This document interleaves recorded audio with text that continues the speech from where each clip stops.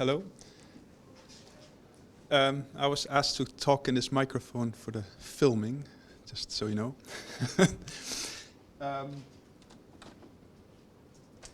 Like Katrien said, I'll focus on the named entity work that's being done within Impact. I'll focus on the actual building of a named entity lexicon, the work that we've done on that in Impact. In Impact, we've also worked on creating a tool set for other parties to create such a lexicon. I'll go over all these factors. But I want to start with a short definition of what named entities are. Here you see a typical image for the types of text we use in Impact. It's a newspaper article from the 19th century, from the Examiner. It's about a visit from Queen Victoria to Germany back then. And underlined, I have some names, such as in red locations: Gelnhausen, Frankfurt, Hanau, Leipzig. In green, I have some persons: Friedrich Barbarossa, Napoleon, the Earl and Countess of Westmoreland, and Prince Metternich, King of Bavaria. I also have the Hotel d'Angleterre in blue, which I would call an organization in our terminology. These are what we define as named entities. It's a name from information retrieval. Typically what we say is that named entities are what you would call proper names in terms of a person. Unique instances of concepts, in this case persons, locations, organizations such as this hotel. What I like to stress is that it's not a definition that it's only these three categories. Often dates, times are also considered to be named entities. What we've decided in Impact is to keep it to these three main categories of organizations, persons, and locations.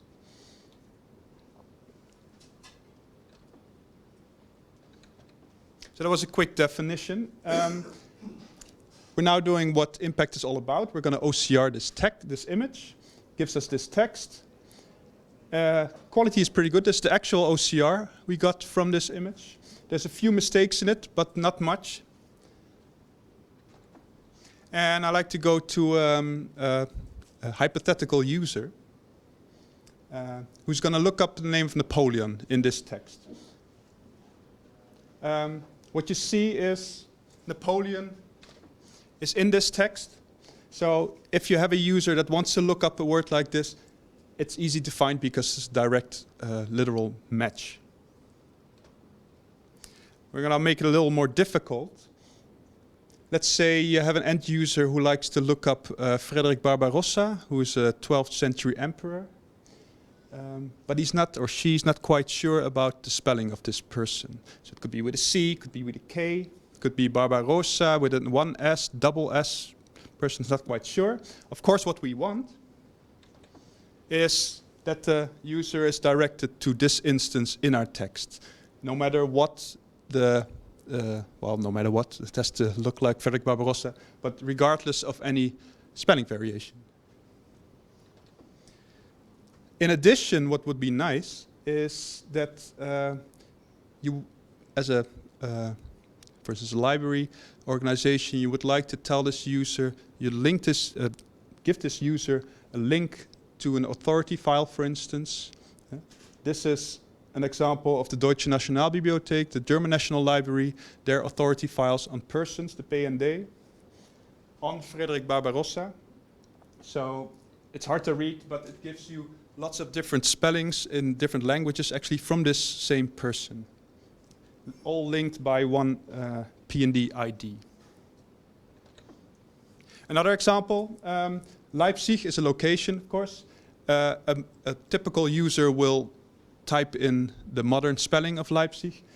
You'll see in red there that in our little text, it's in another variant, so with a C and an S. And of course, we want also that this user can find this variation. I added a link. It's just to show you what you could offer to an end user with these named entities. You could link it to a Wikipedia site, for instance. Or in case of Frankfurt, you can link it to a geographical sources website here with the coordinates. Frankfurt is a nice example because there's two instances in our text. One on the bottom is with an O, so it's a variant. You want this user to be able to find this variant. There's another variant, but it is an OCR error. And in both cases, you would like this user to find both these occurrences.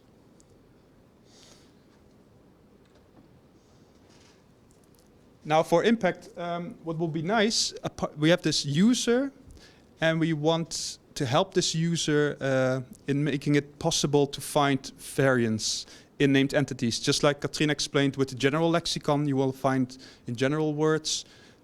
You want to link the modern lemmas, word forms to the historical. That also counts for named entities. On the other hand, what you would actually like, what's even better, is that these OCR errors are removed from the OCR. Now OCR, what Jesse explained in the morning sessions, you feed the OCR engine an external dictionary with historical forms. These historical dictionaries are usually made up from general lexica, general word lists. Names, persons, locations, organizations, what have you, are generally not in these types of lexica. And that's why it would help to add an extra named entity lexicon to your OCR engine, feed it, and hopefully remove errors such as these.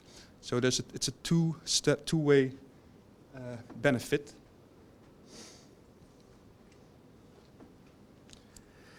That brings me to my last step already. So I'll now go over an example of if you want to build such a lexicon, how would that work out?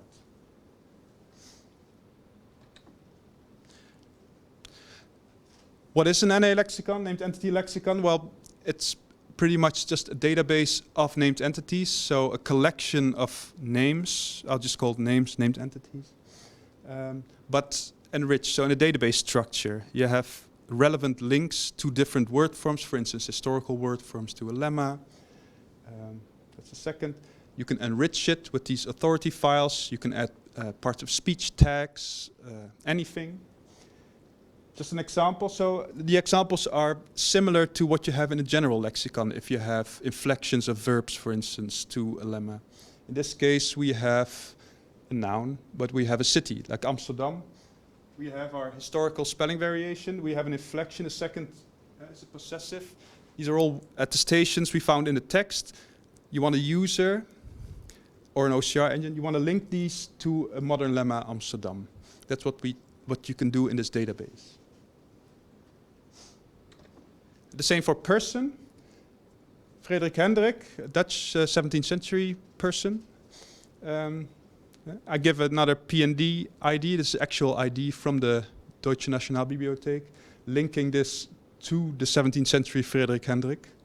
What you can also add to this database is, say, Frederik is a given name, Hendrik is a Christian name, titles.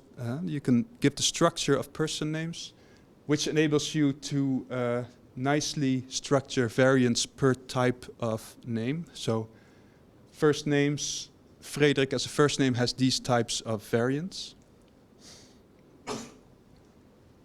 And in addition, what I'd like to say here is it came up earlier, is this ambiguation task.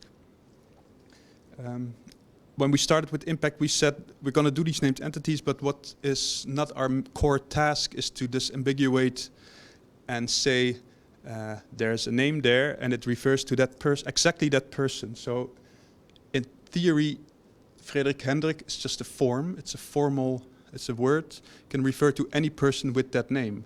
All we claim is that it's a person name and it might refer to this or this person, because that's what's not the core of impact. So no disambiguation. We found with locations we actually ran into the same sort of problem sometimes, because there's other places called Amsterdam, there's islands called Amsterdam, other cities called Amsterdam, and it was not the task for us to disambiguate and say that it's that Amsterdam, just to be sure. Okay, you want to build your NA lexicon. What do you need to do? 4 steps, pretty straightforward. You need data, first step. For the named entities, you can get your named entities out of ground truth text, for instance. What you can also do is use name lists that, or do both, of course. The nice thing about these name lists are that they're already, you can, for instance, use a list of person names, then you don't have to tag them anymore. For example, for Dutch, we used biographies, birth and death registers from the city of The Hague, and then you have them already ready. If you use text, you need to get your named entities out of the text, and that would be the step 2, here NA tagging. So if you have unmarked text, you need to know what the named entities are before you have them. I'll go into that step a little further later. The third step, say you have your lists of named entities, you'll then have to, or you have the option to enrich that data. So it's now a flat list. You want to add relations to what you have. Variants, lemmas, part-of-speech tags, authority files, anything. And then you pour it into a database, and you're done. The NA tagging, the named entity tagging, I want to talk about a little more. We didn't reinvent the wheel. We looked at existing open source named entity recognition software. We chose one of them from Stanford University. We added something to it. I'll talk about that in a little bit.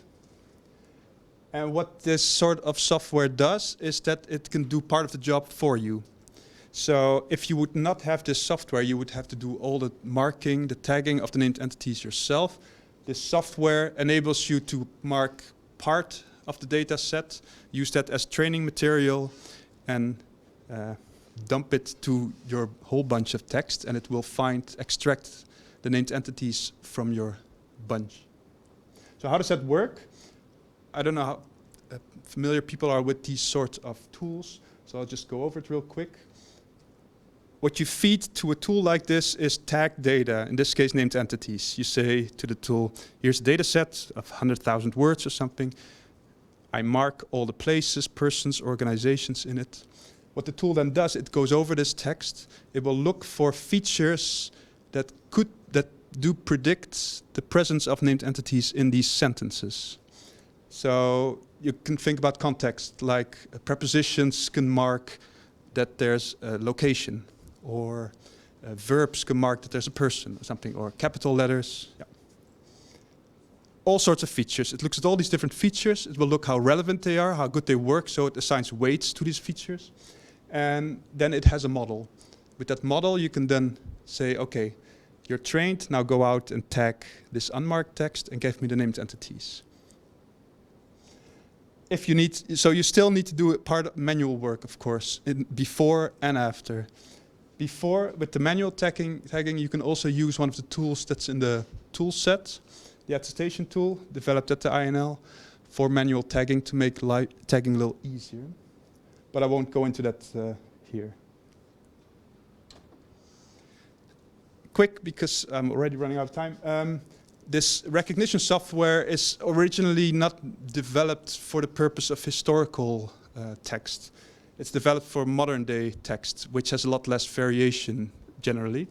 So our main question was, when we started using these tools, is does it actually work for historical text? We did some tests. I'll give you one outcome. What we tested was the performance of the tool with a set of modern Dutch newspapers, that's the black line, and checked how well it worked if you compared it to historical Dutch. I have to stand.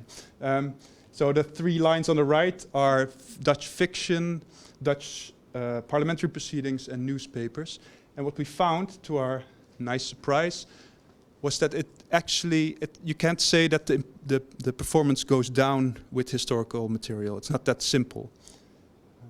What we did find was that the main key that that had any effect on the performance was how well your training data matched the actual data that you used the tool on, which makes sense. If you train it on 15th century material and you use it on 19th century material, the gap's too big. So the resemblance is mainly the key. Also quite a large set of training data, around 100,000 words, of course. If you make it smaller, performance goes down. What we also did is we added a little module to it, which smoothens out the variation a bit. These tools work better if the data looks more alike, so we erase some of the variance that it does automatically. It can improve performance by a few %. Okay, you then have released the tool. You have your lists of named entities. You then have a flat list. That's actually enough for OCR, but if you want to add this to the end user, you need some sort of relation. So you want to add it to database. You can add all these options. Just to give you an example, you can lematize, you can add part of speech text, say this is noun, this is a particle, determiner. What I said about Frederik Hendrik, you can say first names, last names, you can separate those. Variant matching is of course interesting, apart from you have different sorts of variants. You can have the Amsterdam variants, inflection. You can actually add to it synonyms or other types of variants. You can link to authority files. What we also added in Impact within this tool set is a module which makes the variant matching a little easier. You can give a modern list of locations. You can give a historical list and it will try to find matches. You can add just historical lists and it will try to find matches and variants within those lists. And that all can go together in your database. In the previous talk, like an hour ago, there was a remark about adding, say, authority file information, which was a good remark. There's still a lot of manual work involved in this, because we try to match instances of persons to a link to a P&D ID, so authority file. But if you don't check it, you don't know if that match actually makes sense. So with a lot of very common name like Jonathan Abraham, we got tens of thousands of possible matches. And of course, what I said in the beginning, we don't disambiguate. So we don't claim that it's actually that Abraham from the Bible, for instance. So there's a decision in if you're actually building your own lexicon, how far you want to go in manual checking later on. But you should always be clear that the database gives you the option of saying this is a verified variant, for instance. But that should be something that has to be kept in mind. This is my rendering of the NA lexicon, which I'll skip. I said it in the beginning already. Within Impact, we've done two things. We've developed a tool set for parties who are interested in doing this lexicon building themselves for named entities. But we used our own tool set to create our own NA lexicon already. We've done that, we're doing it right now. We're finishing it off for Dutch, German, and English. And just to finish off, I have one example now of what you get for the Dutch. If a person would be looking for this old Dutch priest, I think, I still don't know. If he searches, the search will go through the named entity lexicon. It will return a synonym that was actually in the name list, so we added that to our database. It will split the first name and the second name. It will, with both names, it will look for variants and give those back. And with those names, they'll be searched in the text. So this is an example of what we have at this moment. And I believe that was it. Thanks for your attention.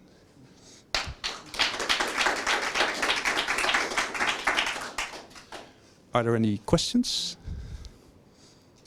Thomas? Yeah, I wonder what kind of scope you have over the named entity. So for instance, if you say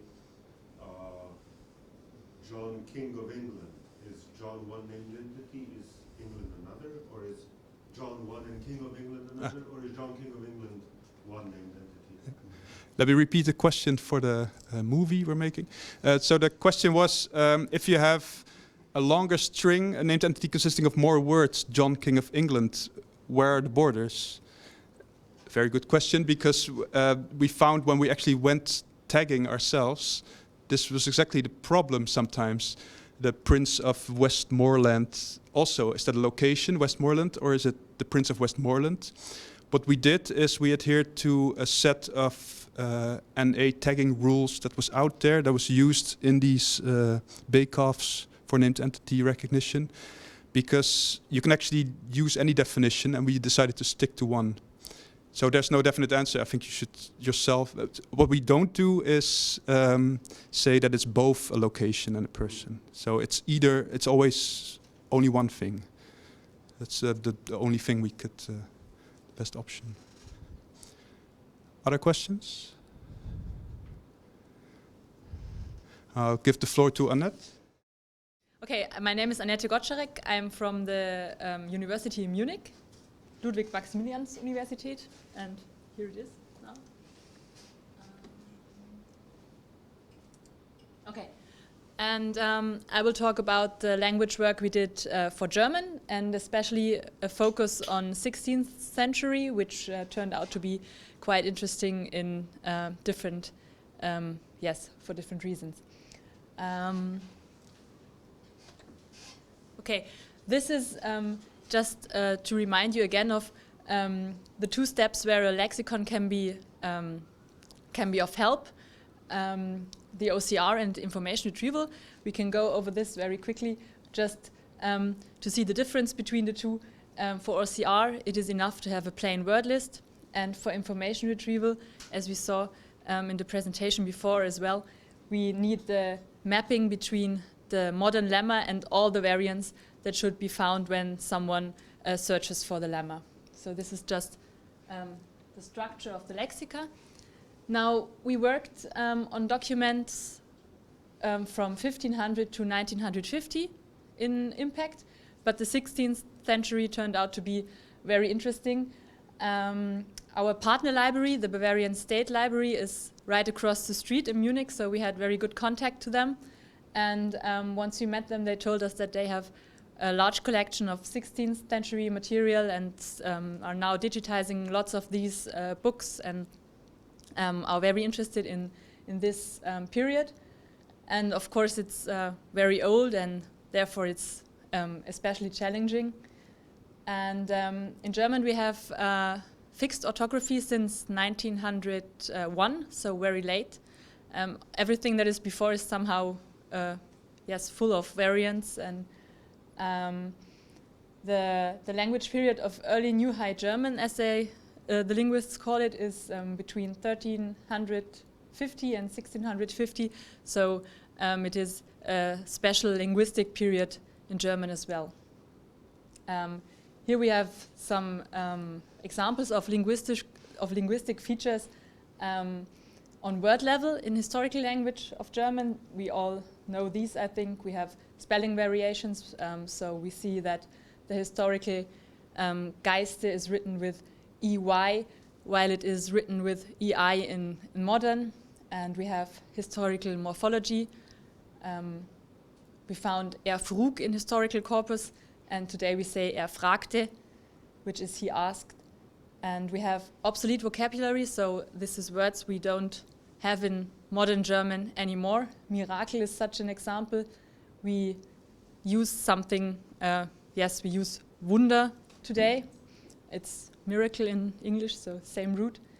And we have obsolete character sets, so this small e above the a, which we had before the two dots were in umlauts. So I think we agree, and we all know it, that we need adapted linguistic resources for historical documents. And this is how the general structure of the lexica look then. If we add all the historical variants to the OCR lexicon list, we have not only the modern words in there, but also all the historical variants.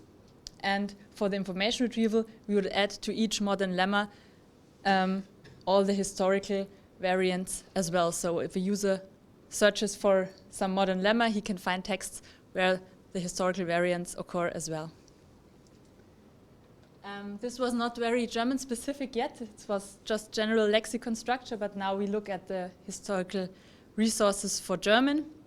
This is the corpus, and something that we call a hypothetical lexicon for rule-based variants, and a manually verified lexicon, which is the last one. Okay, so starting with the corpus. Yesterday we already heard about the ground truth, which is prepared in Impact, and there are different kinds of ground truth. What we need here is just text ground truth, so text files that contain exactly what is written on the scan, so all the historical variants in it, but no OCR errors and no typing errors. So we were looking for text ground truth, and we needed information from when the text originates. So this is the two main restrictions we had to our corpus text.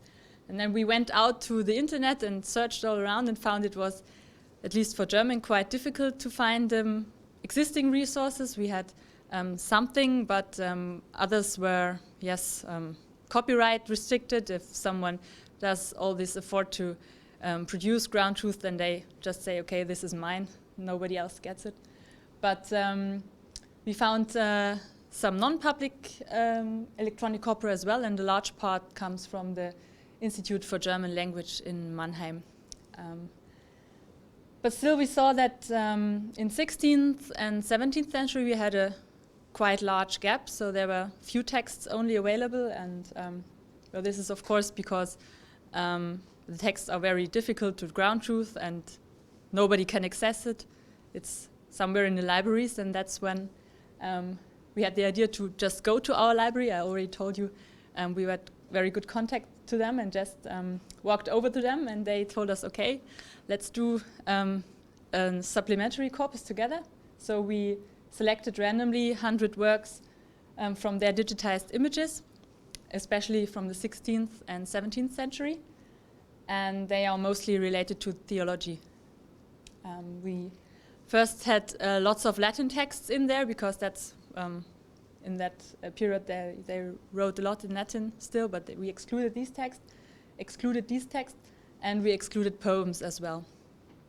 And these texts were then keyed by a service provider. We set up keying instructions, which was quite a lot of work as well to find out about all the different cases that can appear. And while working with those service providers, we always had to adapt the keying instructions. But at the end, we had 1,766 pages with about 58,000 tokens ground truth material, and so we had a very nice extension of our corpus, which we can see here again. The gray bars is what we had before, and the black ones are what the extension added to it.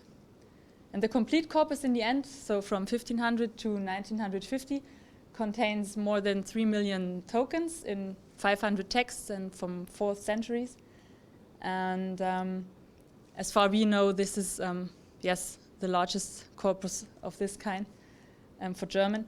And it is a nice basis for different analyses and, of course, for lexicon building.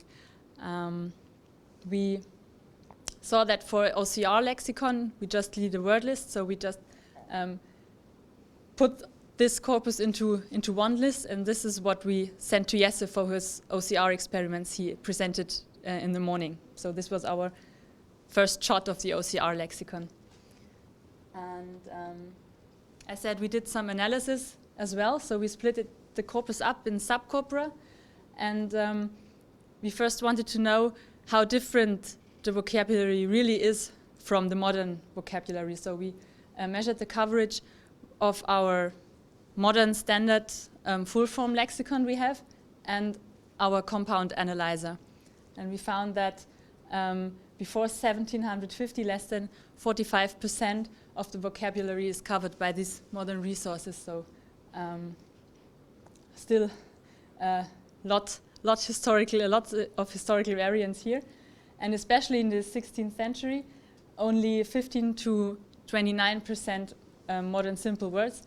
And the modern closed compounds, which we have in German, are hardly relevant in that time. They just appear after 750 in a larger amount. Okay, so that was the corpus. Now we look at the first lexicon for historical variants and for rule-based historical variants. And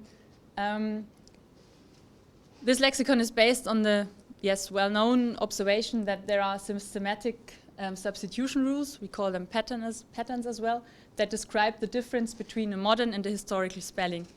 So we have an example here where we have the modern spelling tile on the left and one of the historical variants on the right, where the T turned to TH and there is EY instead of EI. So these T to TH and EI to EY are the most prominent German patterns.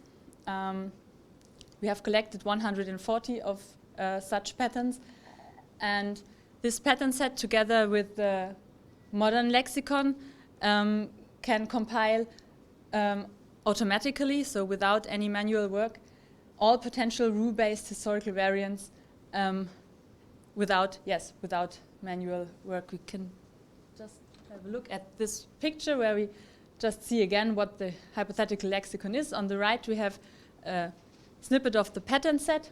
On the left, part of the modern lexicon containing only 2 words, esel, which is donkey, and tile, part again. And if we now apply all the patterns whenever possible to the modern lexicon, we can see what happens in the middle, which is the hypothetical lexicon, which is very large.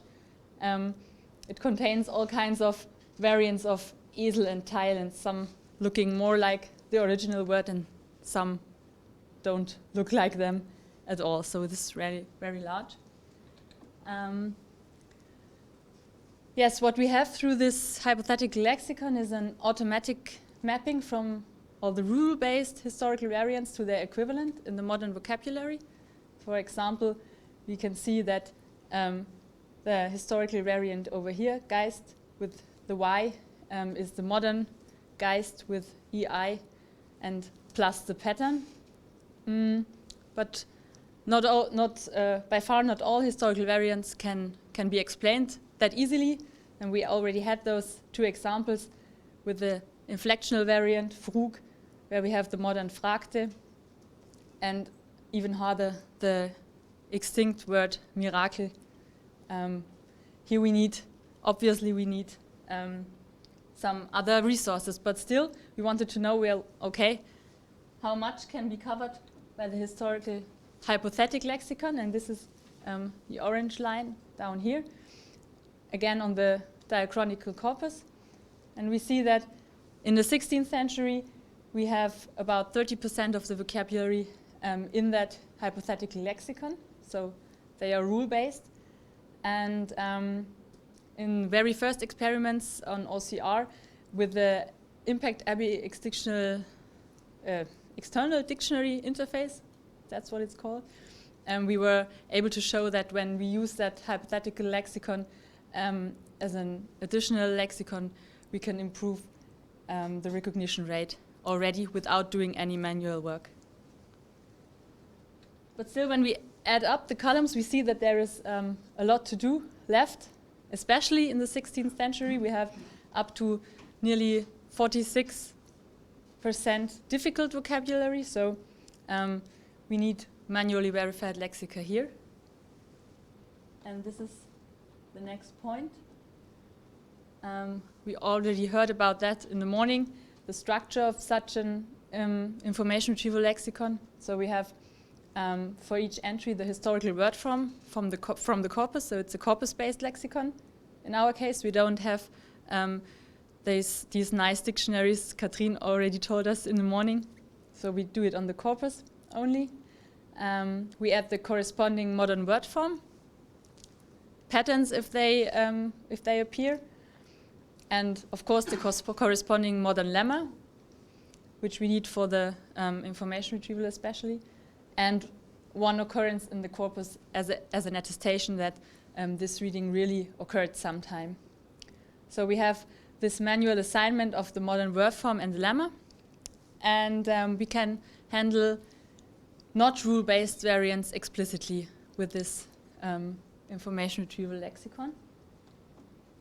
So how we built it was we created a web-based and collaborative user interface, and inside we had some support for efficient lexicon building. So we put the hypothetical lexicon in there. So if the variant that is processed is a rule-based one, you get automatically the suggestion which corresponding modern word form may be the right one. And from our modern lexicon, we have lemmatization information.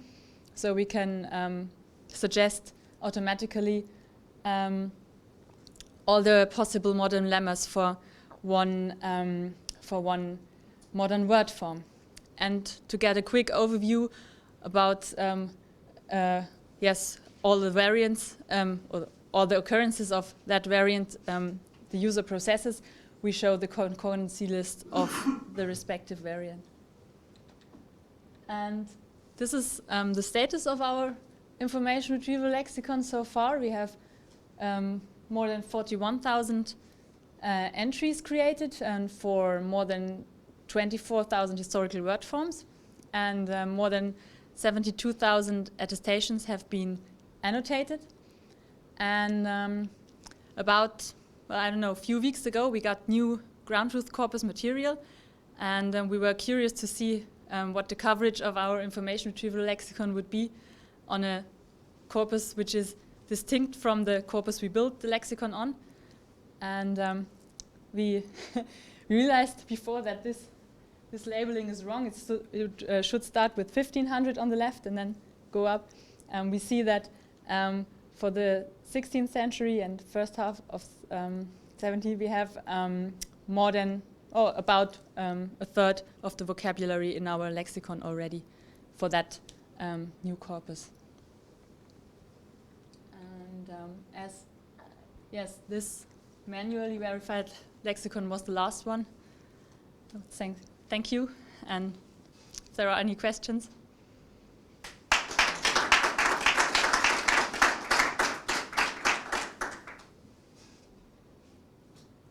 Aha, yes. I've heard it twice. Ah. I was wondering, the last slide you said there's about a 30% coverage. Did you look into the types of words? I'm just curious, is there types of words that are well matched and not well matched? Can you say anything about that, or have you not looked? Okay, I just also repeat the question. The question was on the last slide with the new corpus. We saw that a third of the words is already covered by the lexicon, and the question was whether I already looked further into it, which words were matched and which were matched correctly or not. And I must say I haven't looked at it yet because we just got the corpus and I was happy about the figure, and so. But I will, of course, have a look at that in the next few weeks. My name's Janusz Bień. I will describe some work done on Polish language. The work has been done by a small team of 3 persons working part-time for the project. And the specific feature of Polish language is that we have no historical corpora for Polish, but we have large historical dictionaries in various stages of development. And the history of Polish language can be divided into several periods. This division is convenient because for every period there is at least one principal dictionary of it. 2 first periods and 2 first dictionaries was mentioned for me on the slides only for completeness. I will skip these slides to save the time. All the slides will be available on the internet, so if you are interested, you can look at them here. The first sentence in Polish written down in 15th century, some information about the 16th century dictionary, and the dictionary really used for our work. I call it simply Late Middle Polish Dictionary. The official name is Słownik Polszczyzny XVII i pierwszej połowy XVIII wieku, what means the dictionary of the 17th century and the first half of the 18th century. Why such a little strange range? It will be clear some slides later. The most important feature is that it's an electronic dictionary maintained as a relational database, which was kindly provided for the project on very liberal principles. The work is in progress, so the statistic is not very impressive, but it contains sufficient number of quotations, at least it seems so. I have again some problem with switching slides. I don't know whether it is in the same place or not.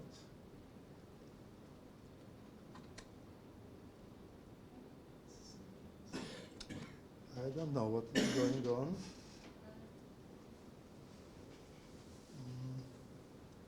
It has been, yeah, it's the same place.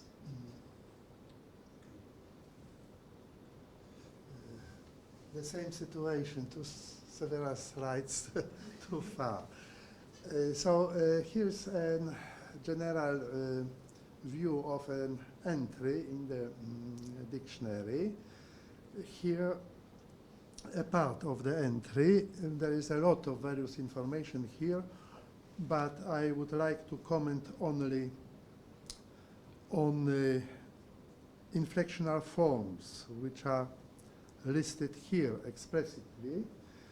This is lemma, this is a variant of lemma, and it should be noted that both the lemma and the inflectional forms are in a modern spelling.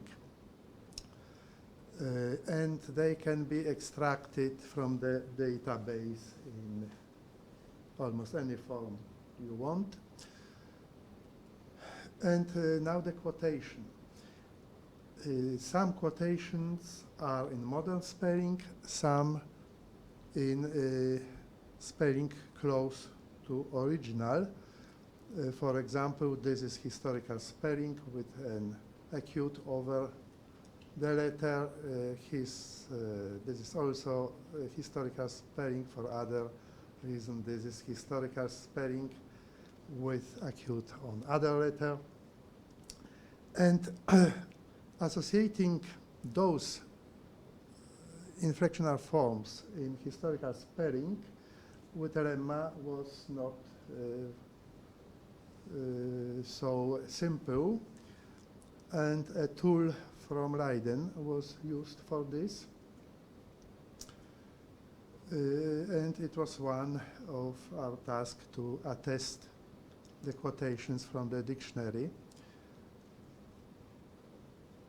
It was not completely straightforward because the quotations in the database contained some editorial codes which had to be filtered out, and there was some problem with tokenizations, both on purely technical side, but also inherent problems that some words were spelled together or separately in historical spelling. And there was some use also of dictionary called by me Early Modern Polish Dictionary. It is usually called by the name of its editor, Słownik Doroszewskiego. The full name is Polish Language Dictionary of Polish Academy of Sciences. And using it directly was not possible for both technical and legal reasons, but two related works were used successfully. It was index at ergo and the so-called schematic index at ergo of Polish word forms, which originated from personal notes of one of the editors of the dictionary, who was responsible for grammatical information in the dictionary and was just noting some rules about Polish inflections. The manuscript was passed to Professor Salonik, who after heavy editing published in a book, as a book. It was one of the first book in Poland typeset on a computer and prepared almost completely on a computer. So electronic form of the index was also available, and it was used in a morphological analyzer of Polish implemented by Krzysztof Szafran. In so-called strict mode, it worked actually by consulting this dictionary because it checked the results against the list of lemmata from the index at ergo. And in the guesser mode, it used just the rules, which were not bound to specific inflectional forms nor to specific lemmas. So in this guesser mode, it could work on old words not noted in the dictionary. And it appeared very helpful in our another task in lemmatization of a selection of ground truth text with a lexicon tool from Leiden, and also the information from that electronic dictionary of late Middle Polish was also used for lemmatization. However, using these tools was possible only because texts were normalized. It was converted into, at least partially, into modern spelling. And also some use was for modern Polish dictionary, but for grammatical dictionary of Polish, which was a basis of a morphological analyzer of modern Polish, which in turn was released on a free license, and we could therefore use freely the list of over 5 million inflectional forms with grammatical information for cross-checking our data. This is a fragment of the list. And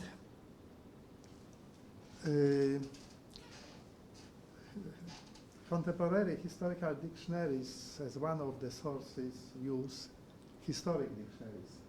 And actually, Ringel's dictionary was also historical dictionary at its time. The intention was not to describe the language contemporary to the editor, but describe Polish language in general. It was still, digitalization of this dictionary is still to be done in a very difficult task, but we have digitalized the index at ergo to the dictionary, which at first seemed an easy task because there is a lot of redundancy. We know that it's in alphabetic order. We know that an entry has to be included in the range specified by running heads. But it's appeared not so easy because entries are in alphabetic order, but there are also sub-entries. The entry chart has sub-entry chort, the entry żart has sub-entry zert, and they are distinguished only by the size of print. The distinction is very subtle, confusing both human and OCR programs. Anyway, we used various cross-checking and human proofreading, and I think we have quite a reliable list now. And a lot of corrections consisted in correcting modern forms put by fine reader instead of the original one. So I think it's interesting to have this list. And we've got, as every linguistic team, also ground truth text, but as everybody quite late, one of the, and we have selected, we helped to select this text, and one of the criterion was to use sources quoted often in these dictionaries. It was somehow guaranteed that it's an important source. I would like just to draw attention to the large 18th century encyclopedia, famous in Poland because of its definition of horse. Koń jaki jest, każdy widzi. I think it is quite well translated into English in Wikipedia. Horse is, as everyone can see. There were also some books and some journals, and to get insight into the content, we have imported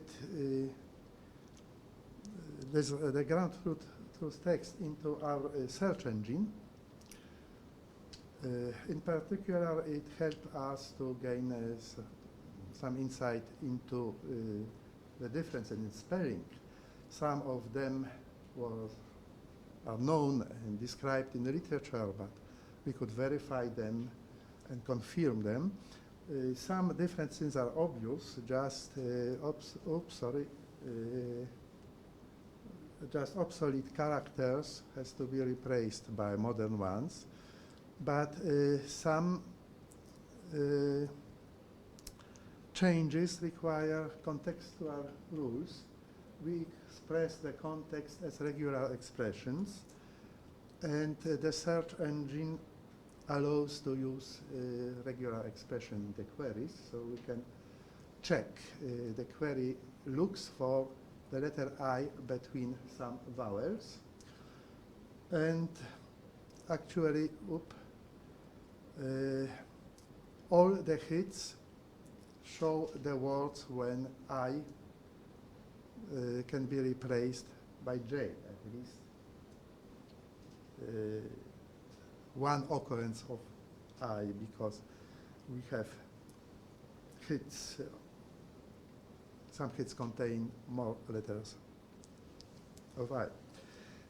We can also test our rules on word frequency lists, which may be in some cases more convenient. And in our system, we can store both original spelling and normalized or modernized spelling, so we don't lose any information, and the user, at the moment only we are the users, can refer in the queries to both levels of transcription. And I think it is a very powerful tool which will allow investigating interesting phenomena, and we intend to make it available to general public as soon as it will be possible. It means when all the ground truth texts are accepted, and when we arrive at a stable version of spelling rules. And that's all. Thank you for your attention. These slides will be soon available at our digital library, and also some other papers and slides related to the topic, including slides from Polish Impact Day in Poznań, are also included in the library. So thank you for your attention. Are there any questions?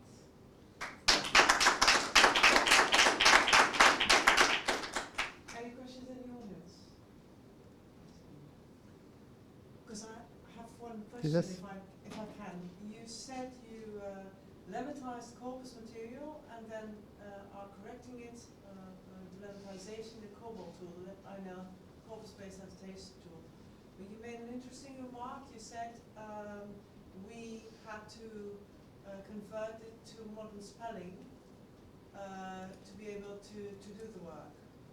How, or do you, and if you do, how do you then convert it back to original spelling? Because I assume in your lexicon you want to have the historical spelling and not the modernized one. The question was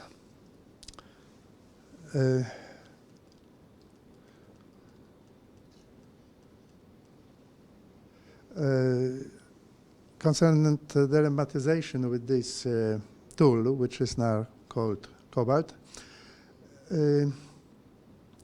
At the moment, we go only one way, but for lematizations, only very minimal normalization was done. Actually, only ligatures were split into individual letters, and long S was substituted by standard S. And whether we definitely would like to make a test how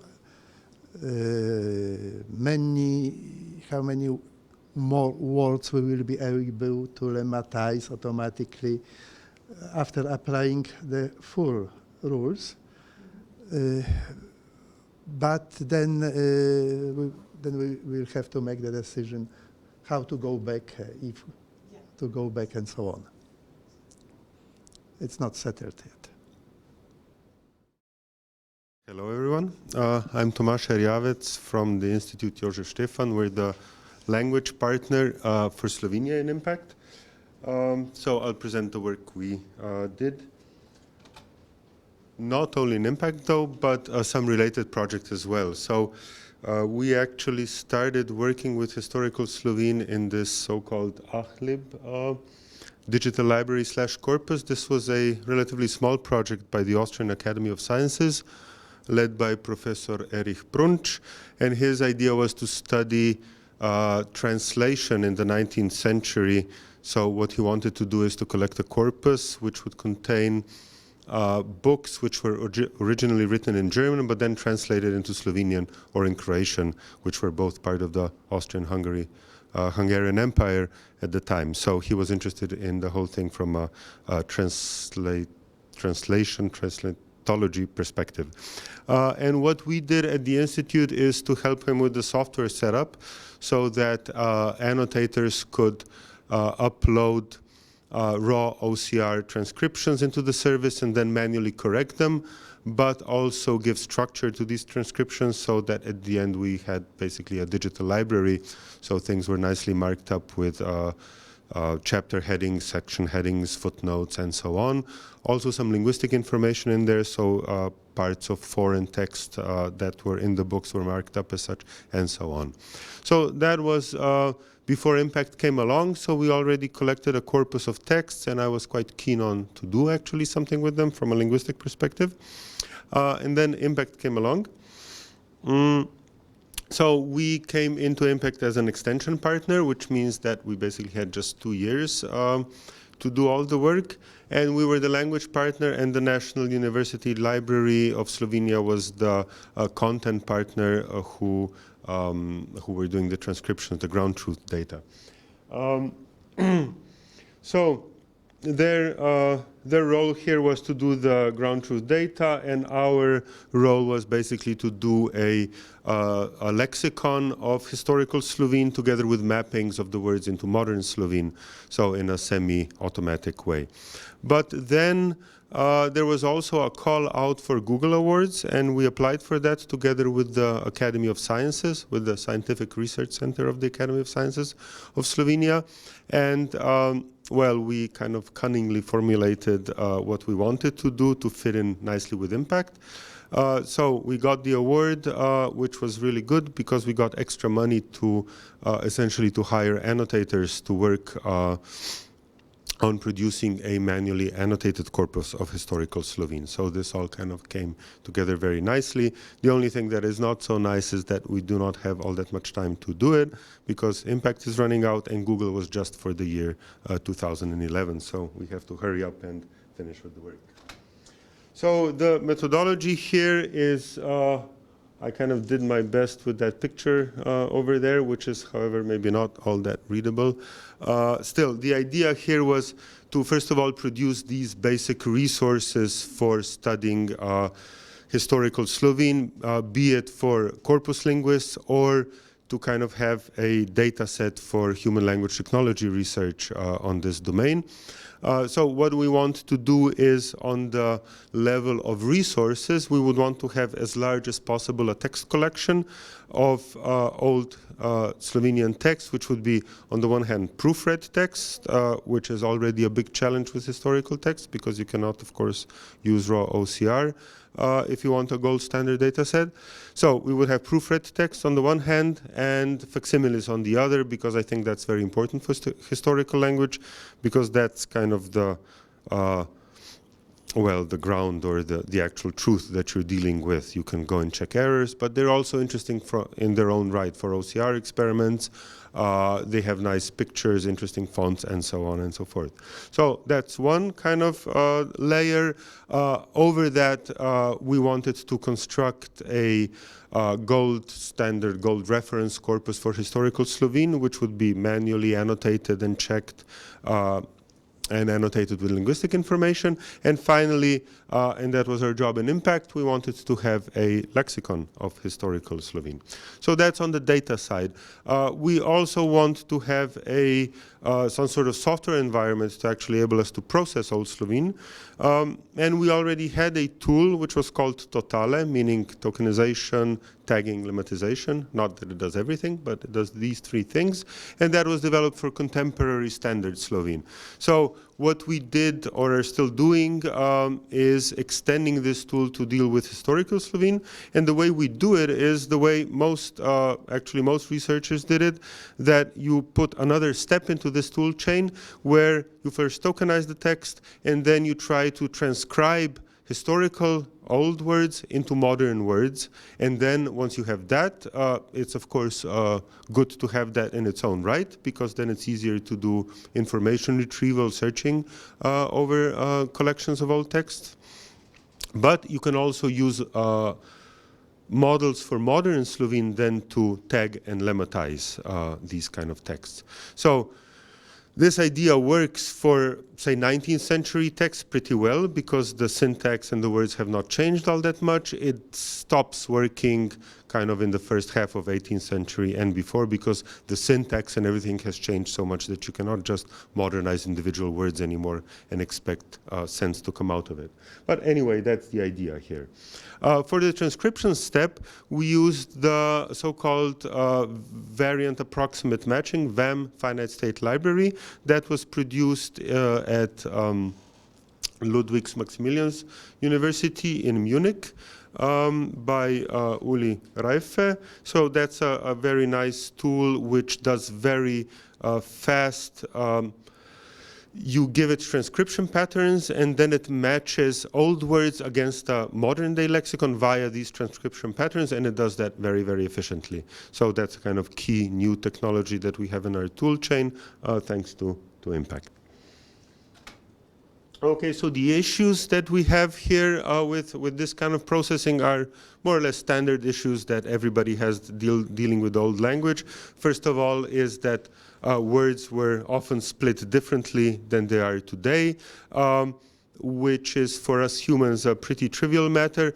For machine translation processing, it raises a number of technical problems because tokenization is the first step in the tool chain, so everything else kind of depends on it. And if you have a mismatch here, it kind of brings headaches all over the place. So we need to deal with that, and we do. The other thing is, which is also very, very standard, is this variability. So here we have the word ljubezen, love in Slovene, and these are the historical variants of this particular word form, which is also the lemma form of the word. Slovene, as other Slavic languages, has quite rich inflection. So for this particular word in the historical corpus, I found, surprisingly, actually just 3 different forms: the lemma form, the nominative, and the ljubezni, ljubeznio, which are in other cases. But then if you go and look in the historical corpus, what word forms you have for this particular lemma, you find all these forms down here. So in fact, more than if you just multiply these two together, because you have also changes in the morphology, in the morphological endings. So you get this variation, and I think this is pretty standard for all languages, and in fact that's the basic problem with historical language. We also have another problem, again as everyone else, is that certain words go extinct. So what do you do with those?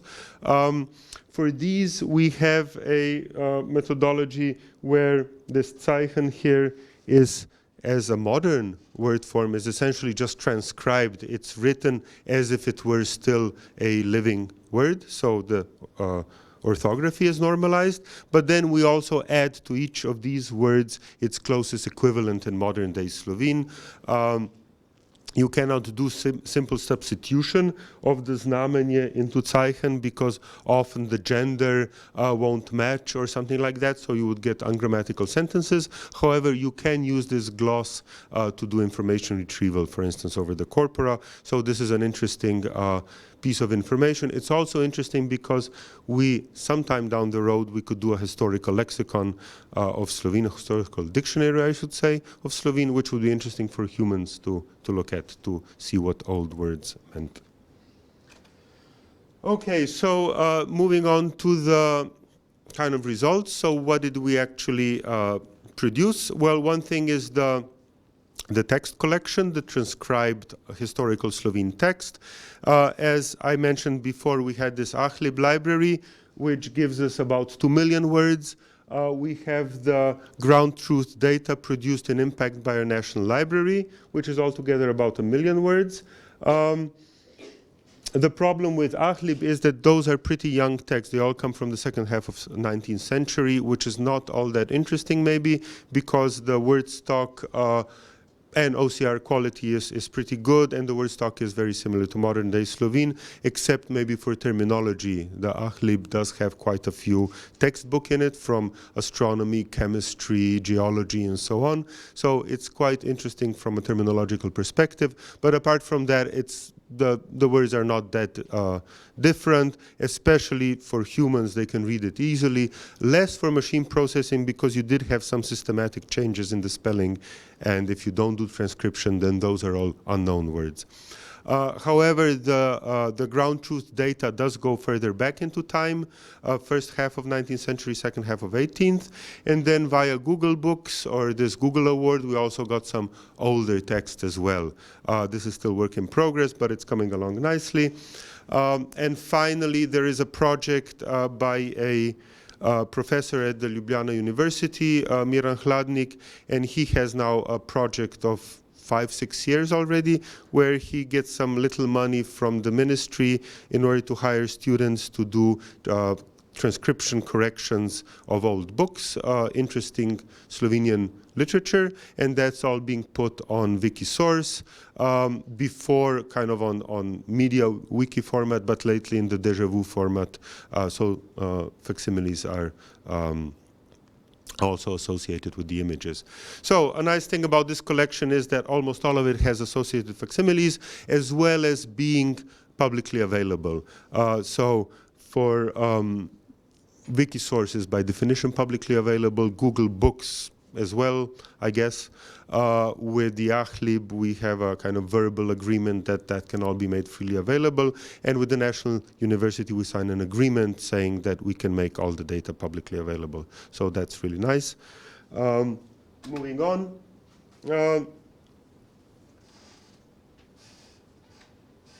Sorry, okay.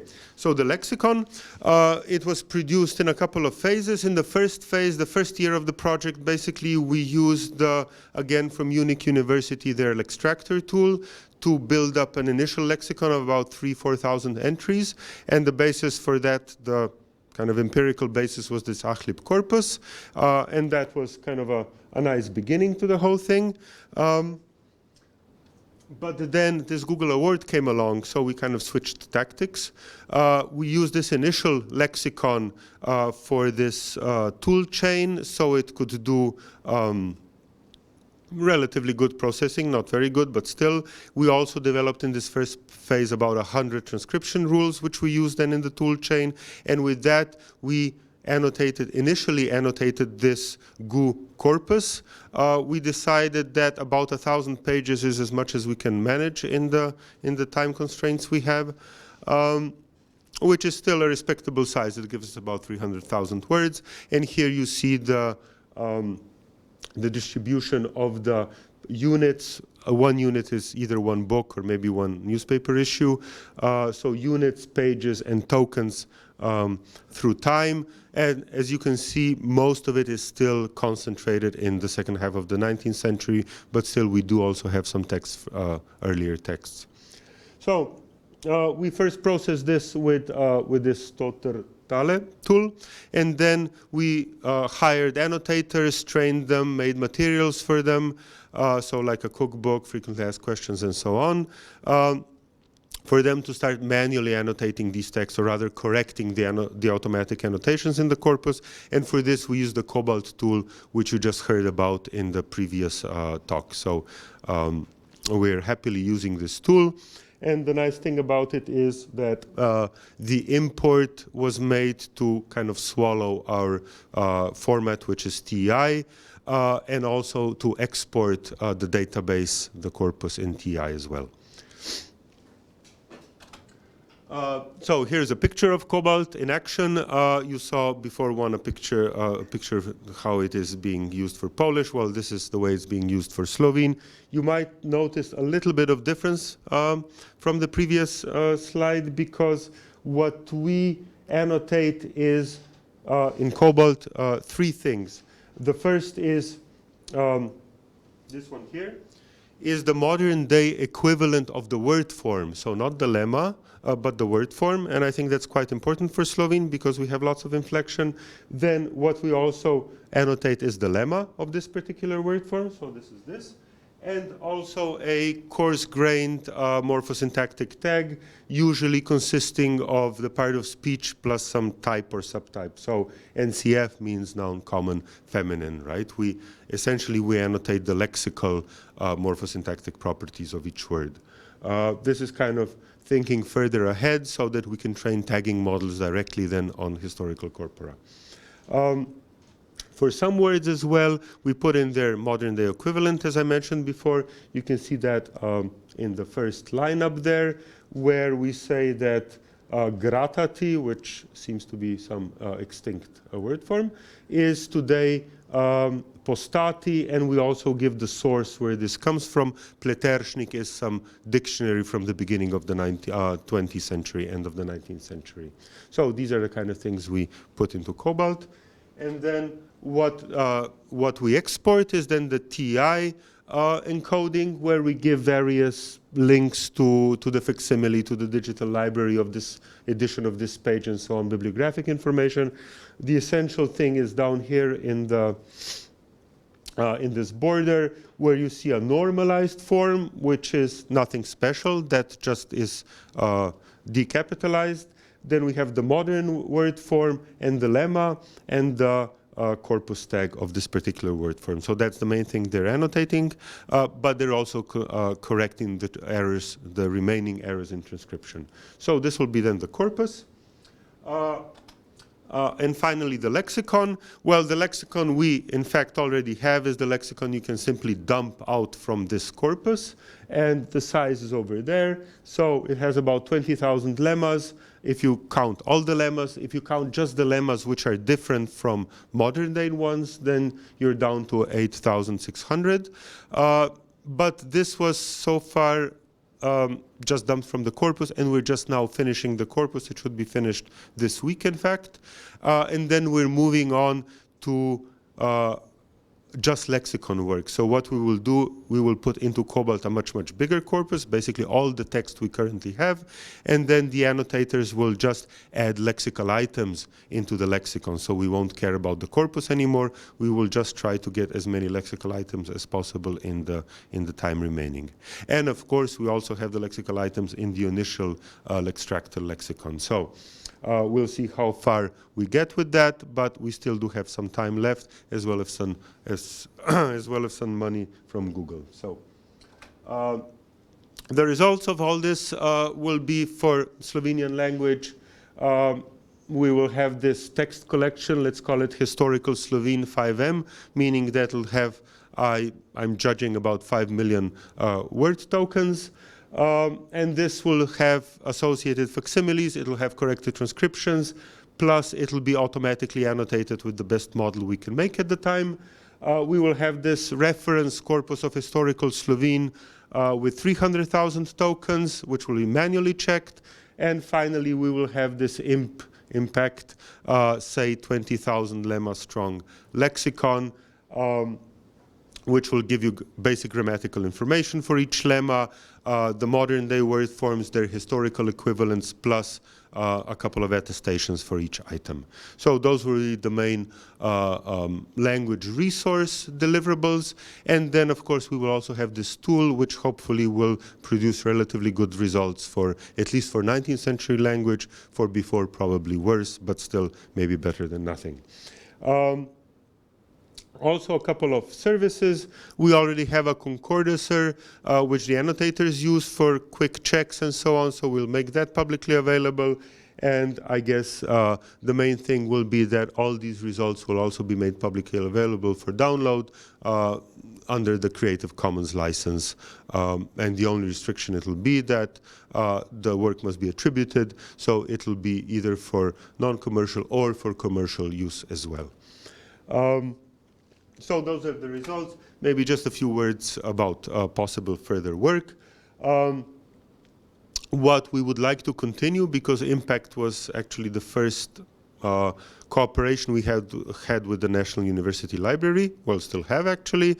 We would like to continue this work, so this kind of more infrastructural work that we've been doing so far can be put to good use, that they can make their information retrieval from their digital library better for old texts, and maybe even correct OCR errors that they have there. Then from this Google Award, we would like to continue this kind of linguistically oriented work with the Slovene Academy. Hopefully we'll get some project there. And then from a more research kind of oriented perspective, I'd very much like to continue work on this, maybe more from a kind of machine translation perspective, because if you look at old texts, it's kind of like translating contemporary text into another language which happens to be very closely related to this one, namely historical language. For this, we're trying now to get some books which were originally translated, say, in the 19th century, but have then been translated again into contemporary Slovene. So, for instance, Uncle Tom's Cabin is a typical example, which was first translated then, and then again maybe 20 years ago. So, essentially, you have a parallel text, and then you can start using machine translation methods over that to get to mapping or a translation system that maps from old text to new text, or vice versa, if you will.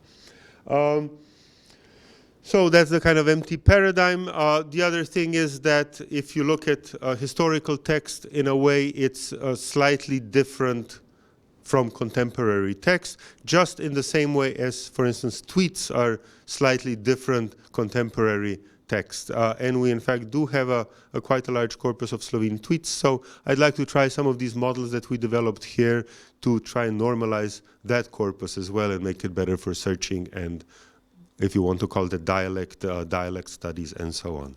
And going on from that idea, we could also apply similar methods to closely related languages, for instance, Croatian, because we already have some cooperation going on with them, and the languages are relatively similar, so maybe similar methods are could produce some results there as well.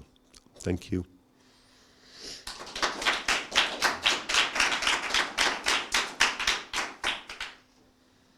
Any questions?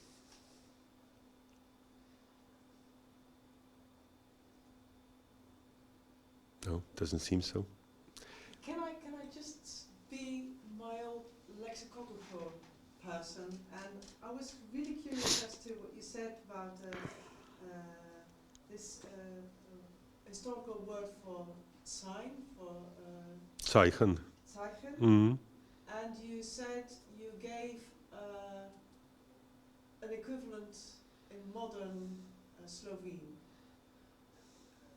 How do these people assigning this equivalent work? Do they have a dictionary they consult? Are there rules? Because for one word there are 10 or 15 possible synonyms sometimes, or just one. What are the principles? The most common word? Mm-hmm. Most resemblant in meaning? Okay, so for the microphone, the question is how do for extinct words, how do the annotators decide what modern day equivalent to give them? So the way is we have this cookbook, and so one section of it is devoted to that. You have a couple of dictionaries. So one I mentioned here, this Pleterschnik from the end of the 19th century, which is basically a Slovene-German dictionary, but in there you can find these extinct words and find their German equivalent. So the people that know German then kind of translate the German into modern-day Slovene and kind of in 2 steps get to what could be the modern-day equivalent. We do not have a limitation that it has to be a one-to-one. Often they put several possible alternatives, all the things that more or less match. So we don't actually insist on exact synonyms, they can be near synonyms. In this particular case that I discussed, it's actually a simple one, because Zeichen comes from German. We had a lot of words which were just imported calques from German, which then at the end of the 19th century were purged out of the language and substituted with words with Slavic roots, right? So in this case, it is a very nice equivalent. In other cases, it isn't. In some cases, they used to spend hours and hours on one word until I told them, please don't do it, because we still have 100,000 words to mark up. But they did, and they asked Google, they asked, you have a couple of other dictionaries, old dictionaries, and we do have 2 annotators who are actually postgraduates working on their PhDs on historical Slovene. And they did help a lot with these others, because you have some words which nobody knows what they could possibly mean. And they knew for some of them, some are still a mystery, right? So yeah, you have words like that as well. Yeah. Mm. Thanks for the information. Okay, thank you.